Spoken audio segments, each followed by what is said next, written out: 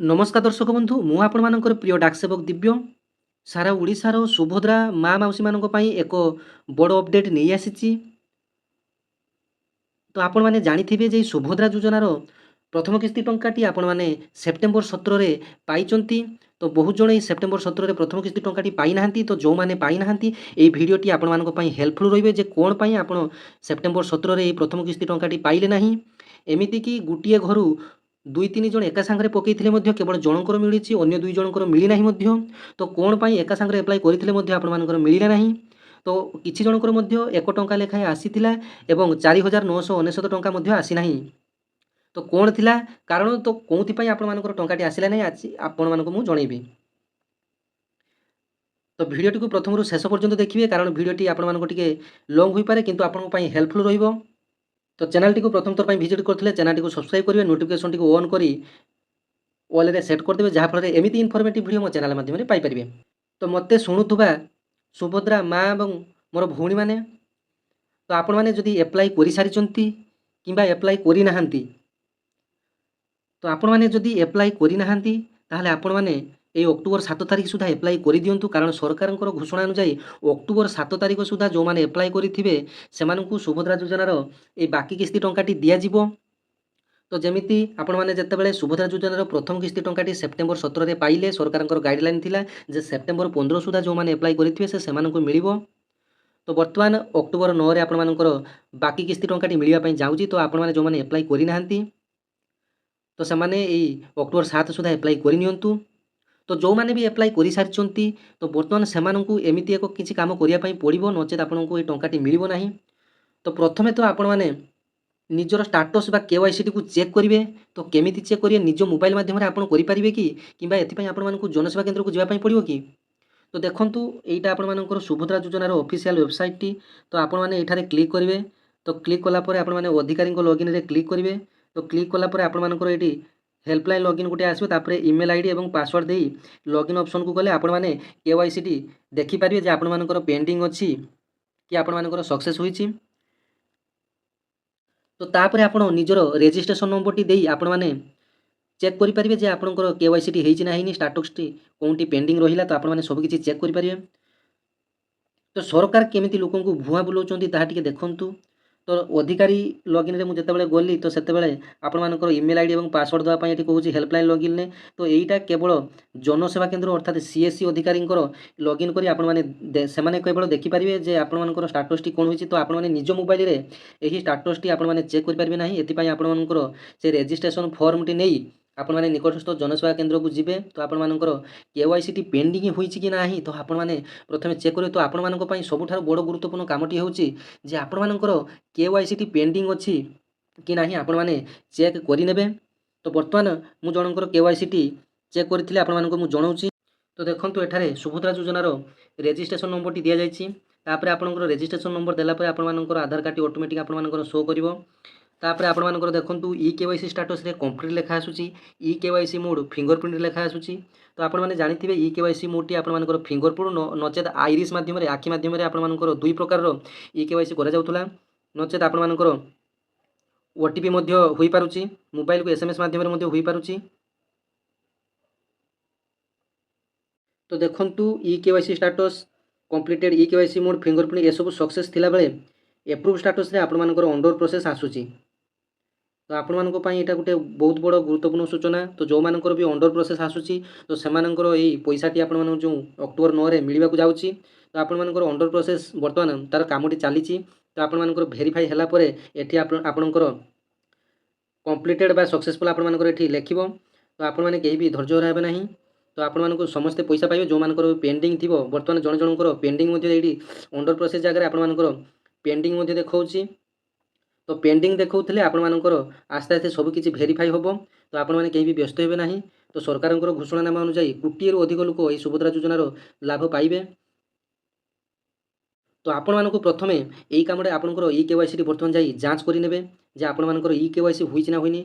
जो मानकर भी पेंडिंग देखौछि तो सेमानकु पुनी थरे अप्लाई करिया पई पड़िबो कि।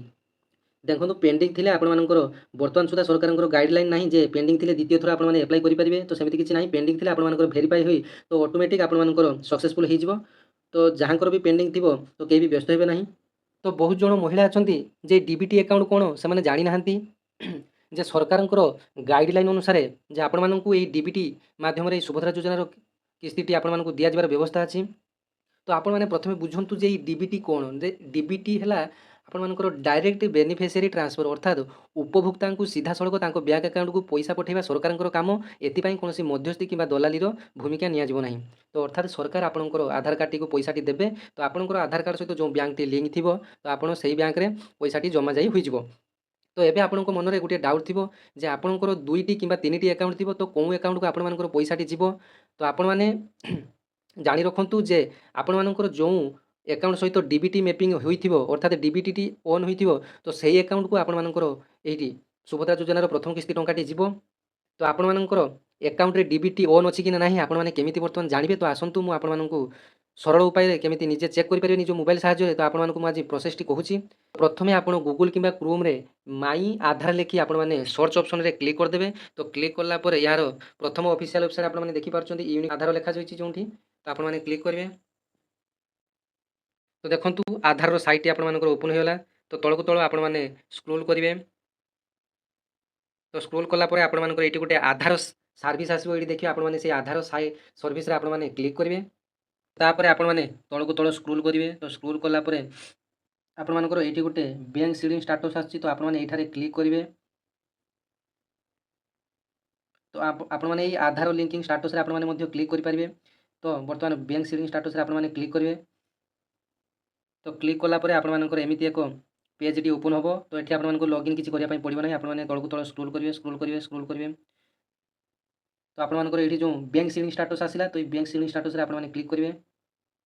ତ କ୍ଲିକ୍ କଲା ପରେ ଆପଣମାନଙ୍କୁ ଏଇଠି ଆଧାର ନମ୍ବରଟି ଦେବା ପାଇଁ ପଡ଼ିବ ଏବଂ ଏଠାରେ ଯେଉଁ ଏଣ୍ଟର କ୍ୟାପଚା କୋଡ଼୍ ଯେଉଁ ଅଛି ଏଠି ଯେମିତି ଭାବରେ ଅଛି ଏଠି ସେମିତି ଭାବରେ ଫିଲ୍ଅପ୍ କରିବା ପାଇଁ ପଡ଼ିବ। ସ୍ମଲ୍ ଅକ୍ଷର ଯେଉଁ ତାପରେ 48X79 ତ ଏଗୁଡ଼ାକ ଅଛି ଆପଣମାନେ ଏଠି ଫିଲ୍ଅପ୍ କରିବେ। ତାପରେ ଆପଣ ଲଗ୍ଇନ୍ ୱିଥ୍ ଓଟିପି ଏଠି କ୍ଲିକ୍ କରିବେ। ଗୋଟେ ଓଟିପି ଆସିବ ଆପଣଙ୍କର ଆଧାର ରେଜିଷ୍ଟର ମୋବାଇଲ ନମ୍ବରକୁ ଗୋଟେ ଓଟିପି ଆସିବ।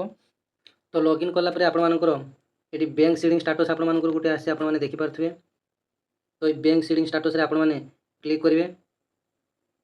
ତ ଆପଣମାନଙ୍କର ଏଠି ସବୁକିଛି ଆପଣମାନଙ୍କର ଶୋ ହେଇଯିବ। ତ ଦେଖନ୍ତୁ ଏଠି ଲେଖାଯାଇଛି congratulation your Aadhaar bank mapping has been done. ତ ଯେଉଁମାନଙ୍କର ହେଇନଥିବ ଏଠି ଆକ୍ଟିଭ୍ ଲେଖେଇବନି, ଏଠି ଇନ୍ଆକ୍ଟିଭ୍ ଲେଖେଇବ। ତ ଦେଖନ୍ତୁ ମୋର ଷ୍ଟେଟ୍ ବ୍ୟାଙ୍କ ଅଫ୍ ଇଣ୍ଡିଆରେ ଖାତାଟି ଅଛି, ତ ଆପଣମାନଙ୍କର ମୋର ଏଠି ଆକ୍ଟିଭ୍ ଦେଖାଉଛି, ଆପଣମାନେ ଦେଖିପାରୁଥିବେ। ଏଇଟା ମୋର ନିଜର ମୁଁ ଚେକ୍ କରୁଛି। ତ ଏଇଟା ଆପଣମାନେ ମୋର ଫଟୋ ମଧ୍ୟ ଦେଖିପାରୁଥିବେ।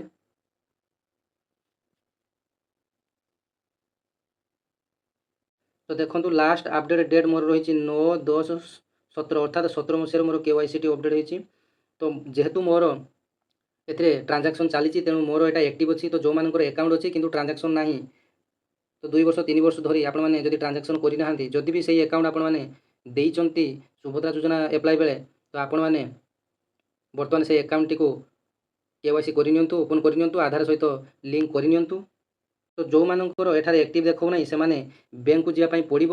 ତ ବ୍ୟାଙ୍କକୁ ଯାଇ ଆପଣମାନଙ୍କର ପାସବହି ସହିତ ଆପଣମାନଙ୍କର ଆଧାର କାର୍ଡ଼ ନେଇଯିବେ।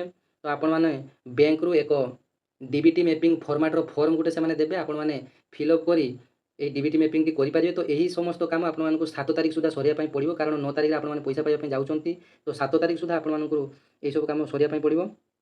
ତ ଆପଣମାନେ ଯଦି ଡିବିଟି ଆକାଉଣ୍ଟ କ'ଣ ଜାଣିପାରୁନାହାନ୍ତି ତାହେଲେ ଆପଣମାନେ ନିକଟସ୍ଥ ପୋଷ୍ଟ ଅଫିସକୁ ଯାଇ ମାତ୍ର 200 ଟଙ୍କାରେ ଗୋଟିଏ IPPB ଆକାଉଣ୍ଟ ଆପଣମାନେ ଖୋଲିପାରିବେ। ତ ଏଠାରେ ଆପଣମାନଙ୍କୁ ମୁଁ ଯାହାର ସ୍କ୍ରିନ୍ଟି ସେୟାର କରୁଛି ଆପଣମାନେ ଦେଖିପାରୁଥିବେ ଇଣ୍ଡିଆ ପୋଷ୍ଟ ପେମେଣ୍ଟ ବ୍ୟାଙ୍କ, ଯେଉଁଟାକି ଆମ ପୋଷ୍ଟ ଅଫିସରେ ଉପଲବ୍ଧ କେବଳ ହୋଇଥାଏ। ତ ଏଇଟା ଗୋଟେ ସମ୍ପୂର୍ଣ୍ଣ ଡିବିଟି ଆକାଉଣ୍ଟ। ଏଥିରେ କାଳିଆ ଯୋଜନା, CM କିଷାନ ଯୋଜନା, PM କିଷାନ ଯୋଜନା, ଆମର ଗ୍ୟାସ୍ର ସବସିଡ଼ି ଏବଂ ଏ ସୁଭଦ୍ରା ପଇସା ମଧ୍ୟ ବହୁ ଜଣଙ୍କୁ ଆସିଛି ପ୍ରଥମ କିସ୍ତି ଟଙ୍କାଟି।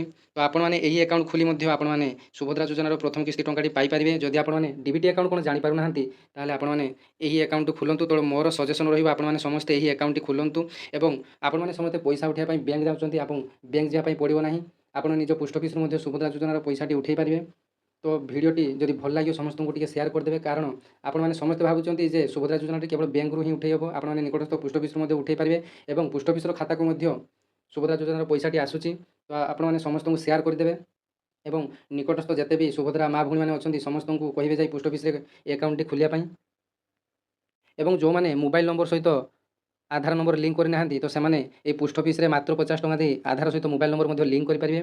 ତ ଏମିତି ଇନଫର୍ମେଟିଭ୍ ଭିଡ଼ିଓ ବା ଇନଫର୍ମେସନ୍ ପାଇବା ପାଇଁ ଚ୍ୟାନେଲ୍ ସହିତ ଯୋଡ଼ି ରୁହନ୍ତୁ। ଧନ୍ୟବାଦ। ଜୟ ଜଗନ୍ନାଥ।